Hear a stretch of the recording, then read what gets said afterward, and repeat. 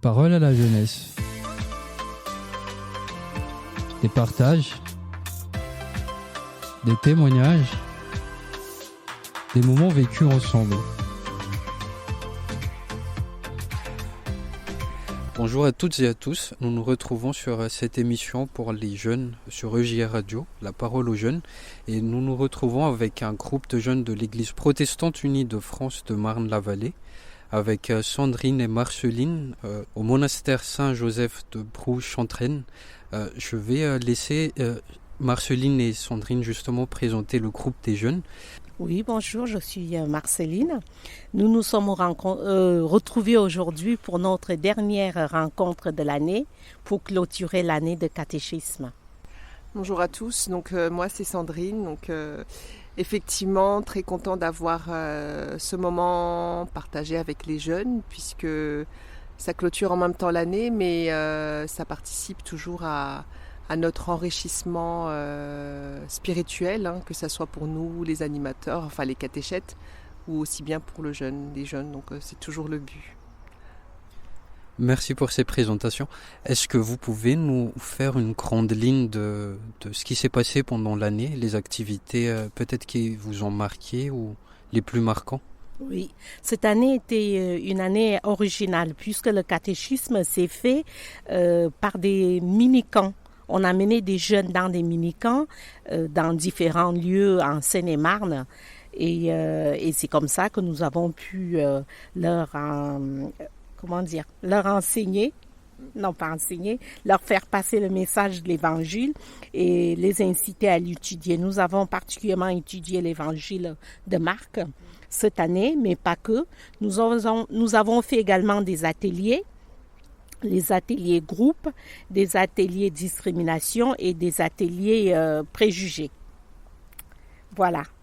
Est-ce que tu aimerais rajouter quelque chose, Sandrine? Oui, alors en complément, j'aurais dit que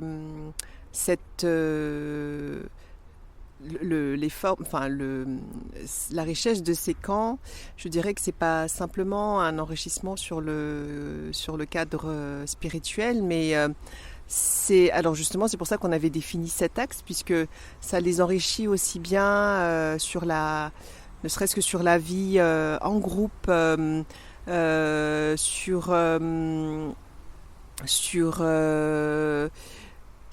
comment dirais-je, en fait c'est pour dire que on ne s'arrête pas en fait qu'à la vie spirituelle. Certes, on fait beaucoup d'études bibliques puisque c'est quand même le but et le fond du catéchisme, mais on s'aperçoit aussi qu'il est tout aussi nécessaire de faire tisser des liens entre les jeunes, de leur faire découvrir aussi.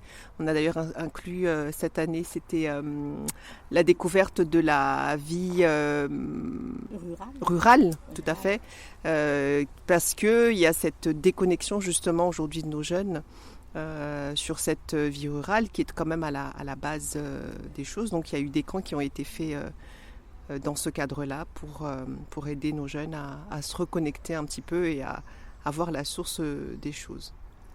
Voilà. Oui, il y avait un autre point qui tenait vraiment à cœur à notre pasteur François de Messie, c'était de donner aux jeunes des outils pour se préparer à la vie d'adulte. Et c'est pour ça que nous avons eu tout un parcours, des visites dans une ferme. Oui. Et où nous avons assisté à l'activité, la traite des vaches laitières. Exactement. Notamment. Exactement. Merci, c'est vraiment intéressant ce que vous soulevez là, que maintenant, comment on dit ça, on incite les jeunes à s'intéresser à la vie rurale, et c'est pas quand même très commun, je trouve, dans les activités de camp, comme vous avez raconté tout à l'heure.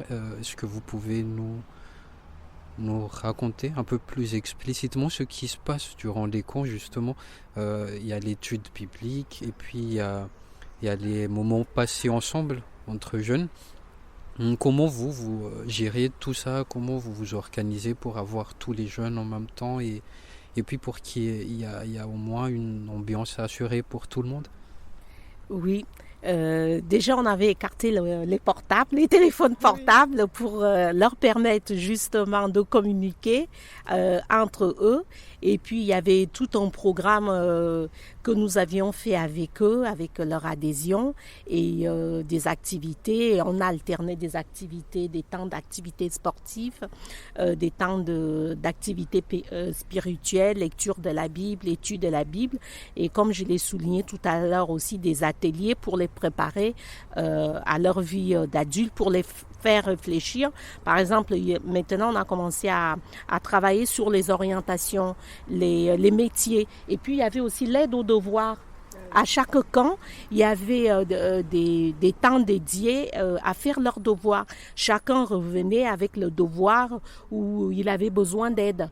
Et les autres l'aidaient. Il y avait une aide entre eux pour l'aider dans ses études. Et voilà.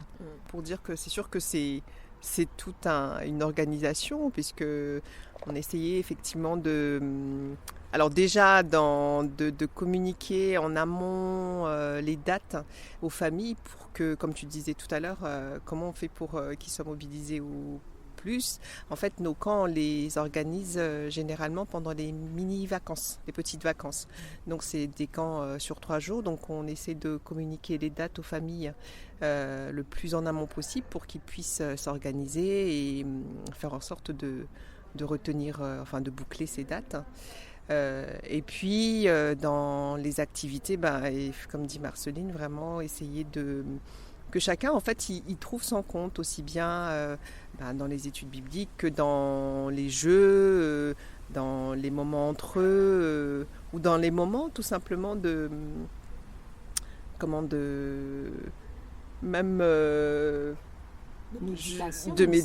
méditation ou de moments off, je veux dire, voilà, ce sont justement une déconnexion. On essaye toujours d'essayer de faire en sorte qu'ils se déconnectent un petit peu. Voilà, comme d'où le fait de se déconnecter de leur portable, qui est important, je pense. Et franchement, c'est vrai que on a eu quand même des retours assez positifs des jeunes et des parents à chaque fois. Donc, on va très certainement reconduire ça. Voilà. Et puis, il y avait aussi beaucoup de moments libres, de temps libre, voilà, où ils avaient le temps de parler entre eux, d'échanger, ou de faire, ou de ne rien faire. C'est ça. Voilà. C'était le but un peu de ces camps, parce que auparavant, on faisait des séances classiques. Sauf qu'on se rendait compte que, alors déjà, le temps étant limité, on n'avait pas toujours, on avait la sensation de, voilà, on avait la sensation de, exactement, oui. On avait la sensation de courir un petit peu après le temps pour boucler un peu le sujet. Que là, et en plus pendant ces séances classiques, après la fin du moment, les jeunes partaient un peu tous chacun de son côté, il n'y avait pas de lien qui se créait en fait. Tandis que là, pendant les mini-camps, on prenait vraiment le temps pour favoriser tous les aspects, tous les différents axes que je disais tout à l'heure, et entre autres de créer des liens entre eux, et ce qui fait aussi toute la différence, parce que ça fait aussi partie des richesses justement dans notre vie spirituelle. Oui, je voulais ajouter, il y avait quand même une vie communautaire pendant 3 jours où ils étaient ensemble. Partage, voilà. Je pense, voilà. Et puis ils avaient aussi des tâches à réaliser, comme faire la vaisselle, souvent les camps, débarrasser, faire la table. Voilà, c'était vraiment une vie communautaire. Ça reste quand même de l'autogestion, si j'ai bien compris. Et puis, vous avez parlé que là, on arrive à la fin de l'année, donc clôture de l'année. Est-ce qu'il y a déjà des projets qui se préparent pour l'année qui vient, des perspectives ?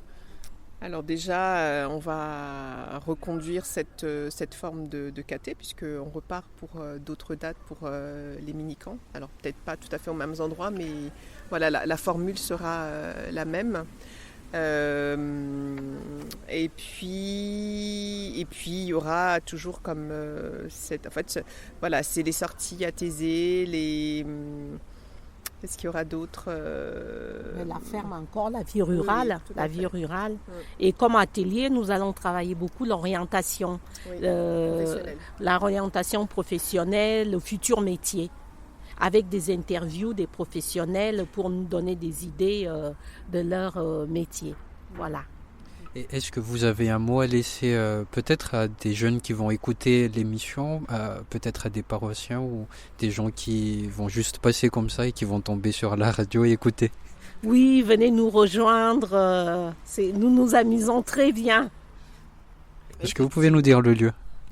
Alors, on a 3 lieux de culte qui se trouvent. Un lieu se trouve à Lagny, avenue de la République à Lagny, l'autre à Chelles, avenue Albert Caillou, et à Noisiel, au centre Saint-Paul à Noisiel. En face de la gare. Exactement, en face de la gare. Donc les cultes en fait tournent sur ces 3 lieux. Donc dans le mois, il y en a forcément un sur ces 3 lieux, chaque lieu. Exactement.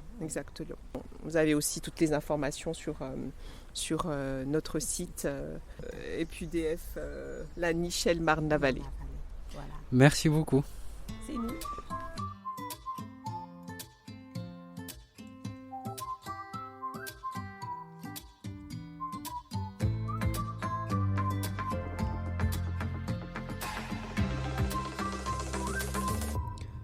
Parole à la jeunesse.